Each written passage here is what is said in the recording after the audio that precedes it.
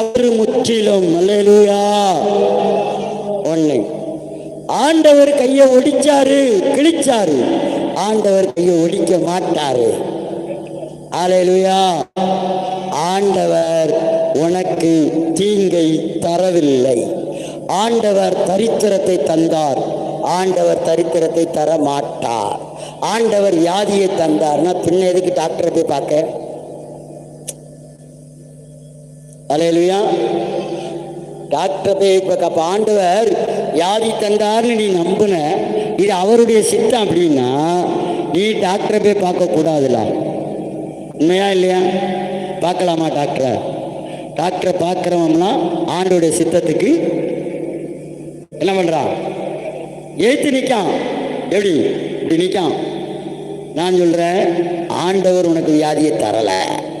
சொல்லுங்க, ஆண்டவரே. ஆண்டவர் வியாதியை தர விருப்பம் கிடையாது. ஆண்டவர் உன்னை சுகப்படுத்ததான் விரும்புகிறார். அல்லேலூயா. அந்த சுகத்தின் வல்லமையை இயேசு சிலுவையிலே உனக்காக பலாயிரம் கணக்கில் அவர் ஏராளமாய் சிலுவையிலே கிருபையை வைத்து விட்டார். இந்த கிருபையை நீ பெற்றுக்கொள்ள வேண்டும் என்றால் நீ ஏராள மனதோடு, ஏக மனதோடு, உண்மை மனதோடு விசுவாசிக்க வேண்டும். அல்லேலூயா. அதுக்கப்புறம் நீ என்ன சொல்ல தெரியுமா? விசுவாசத்தை கொண்டு கிருபையினால ரட்சிக்கப்பட்ட, இது உன்னால உண்டானதல்ல, தேவனுடைய ஈவு. அல்லேலூயா. இது யாருடைய ஈவு? அப்ப தேவனுடைய ஈவை நீ நல்லா புரிஞ்சுக்கிடணும். அதனாலதான் சொன்ன, கிருபைக்கு அளவு கிடையாது. பின்னாடி இருக்கிறதுல முன்னாடி இருக்கிற வரைக்கும் கிருபை, முன்னாடியிலிருந்து பின்னாடி இருக்கிறவர்களுக்கும் கிருபை. கிருபையும் விசுவாசமும் எல்லாத்துக்கும் சமநிலை. அல்லேலூயா. நான் சொன்ன பார்த்தீங்களா, பாட்டு பாடலை தெரியலை அப்படிங்கும்போது ஆண்டவர் என்ன சொன்னார்? அவனுக்கு 200 கிராம் தான், எஸ்பிக்கும் 200 கிராம் தான், இளையராஜாவுக்கும் 200 கிராம் தான், உனக்கும். அப்போ உனக்கு தேவன் கிருபையை வச்சிருக்கிறாரு, நீ விசுவாசத்துல வேலை செய்யணும். அல்லேலூயா. சில பொம்பளை ஆட்கள் என்ன செய்வா தெரியுமா? எனக்கு அது தெரியாது, எனக்கு இது தெரியாது. அவளும் பொம்பளை தானே, அவள் அப்படி செய்தாலா இல்லையா? அப்போ உனக்கு ஆண்டவர் கிருபையை வச்சிருக்காரு. நீ சிலுவையை பார்த்து விசுவாசிக்க ஆரம்பிச்சேன்னா உன்னாலையும் முடியும். அல்லேலூயா.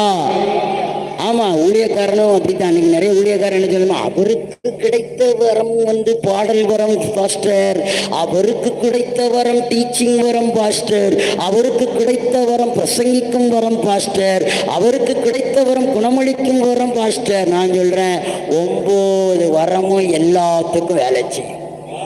பிரசங்கிக்கிற எனக்கும் வேலை செய்யும், கேட்கிற உனக்கும் வேலை செய்யும். உன் புரிந்து கொள்ளுதல் தான் வித்தியாசம். அல்லேலூயா. அவனும் காரு வாங்குவான், நீனும் காரு வாங்குவ. அவனும் வீடு கட்டுவான், நீனும் வீடு கட்டுவ. அவனும் புது புது சொக்கா போடுவான், நீனும் புது புது சொக்கா போடு. அல்லேலூயா. அப்ப இங்க கிருபையும் விசுவாசத்துக்கும் ஒன்றை ஒன்று இணைக்கும் போது என்ன நடக்குது என்றால் ரட்சிப்பு என்கிற விடுதலை கிடைக்கிறது. அல்லேலூயா. அல்லேலூயா. அப்ப கிருபையை நீ எடுக்க மாட்டுக்க, கிருபையை எடுக்க மாட்டுக்க. அப்ப கிருபையை எடுப்பதற்கு உன்னிடத்துல என்ன அஸ்திபாரம் தேவை? விசுவாசம். அல்லேலூயா. எடுக்கலாமா? எபேசியருக்கு எழுதின நிருபம் 2ஆம் அதிகாரம். ஆமேன். 2ஆம் அதிகாரம் எபேசியருக்கு எழுதின நிருபம்.